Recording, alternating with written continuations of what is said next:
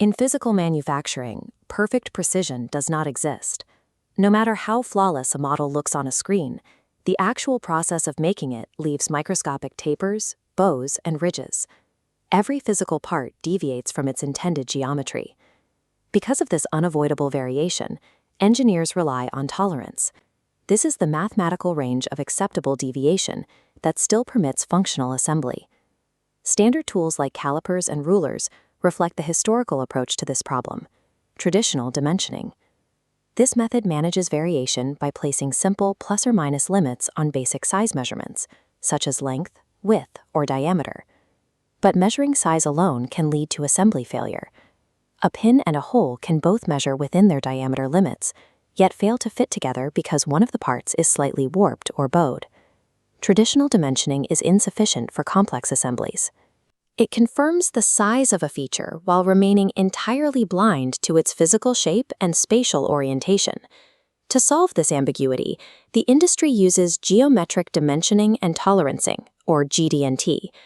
Governed by international standards like ASME Y14.5 and ISO 1101, this system provides a standardized notation for defining part geometry.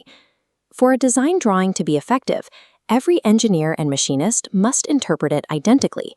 GD&T ensures everyone understands the exact same physical constraints. This system goes beyond simple size measurements to explicitly dictate 4 physical behaviors: form, orientation, location, and runout. GD&T translates digital design into actionable physical requirements. It shifts the engineering focus from what size is it to how must it mathematically behave.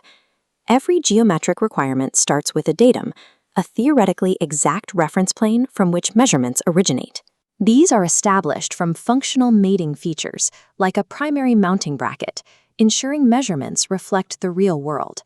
Once the part is anchored, we can apply the first pillar of GD&T, form. Form controls describe the shape of a single feature without referencing any external datums. Consider a flatness callout. A part's thickness could be correct at every point, but if the surface is bowed, it will break through the allowed flatness boundary. That warp is enough to prevent a proper pressure seal. Form controls guarantee a feature is structurally sound on its own before it is required to interact with any other part of the assembly. The second pillar is orientation. This defines the strict angular relationship between a specific feature and an established datum. Controls like parallelism and perpendicularity ensure that mating pins or walls do not tilt, which prevents them from binding or jamming during insertion.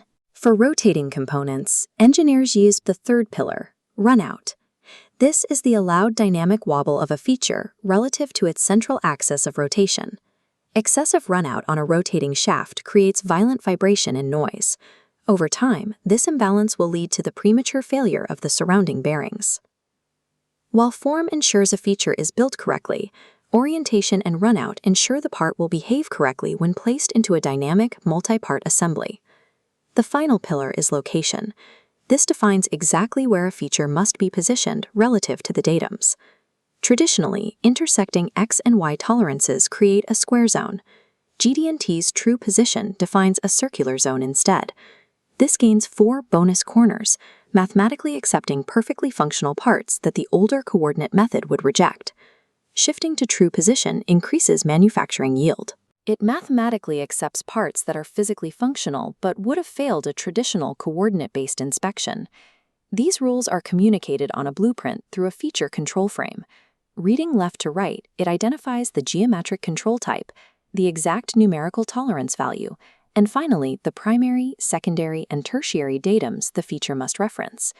These frames can also include material condition modifiers, such as maximum material condition, or MMC. This links the location tolerance to the physical size of the feature. If a machinist drills a hole slightly larger than its minimum allowed size, that extra width creates more physical clearance. This means the hole center can drift further off target and still accept its mating pin. This bonus tolerance dynamically expands the acceptable manufacturing window. It reduces costs by allowing for more variation without compromising the assembly logic. Once defined, these geometric boundaries must be mapped and verified on the actual manufactured part. Coordinate measuring machines, or CMMs, use high-precision probes to verify these constraints, ensuring every feature sits within the limits of the feature control frame. Without GD&T, designers often apply tight tolerances across an entire part just to be safe. This significantly increases labor and machining time, driving up the cost of every unit. GD&T avoids this by allowing loose tolerances on non-critical features while focusing precision only where it matters, such as bearing bores and sealing surfaces. This is the unifying framework that keeps mechanical design, manufacturing, and quality control strictly aligned. Every professional in the mechanical lifecycle needs a working fluency in these rules to communicate design intent effectively. However, new manufacturing techniques are beginning to challenge these established rules. Consider the complex internal geometries made possible by 3D printing. Additive manufacturing and metal 3D printing create parts that traditional inspection tools cannot easily reach, changing the basic assumptions of dimensional control. Next episode, consider how our geometric definitions must evolve when we stop cutting material away and begin growing it from scratch.